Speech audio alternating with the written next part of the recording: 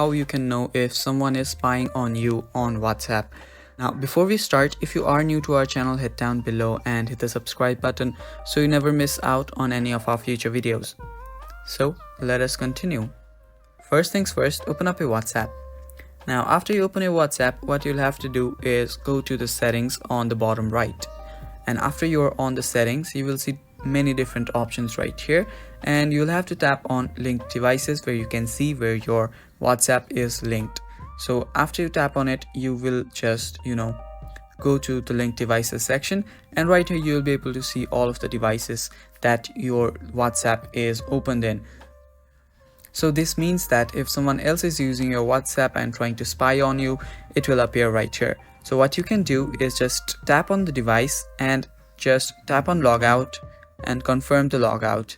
And after you do that, that account will get blocked out and that device won't have access to your WhatsApp account. So yeah, that is basically it, guys. Thank you for watching. Stay tuned and bye bye.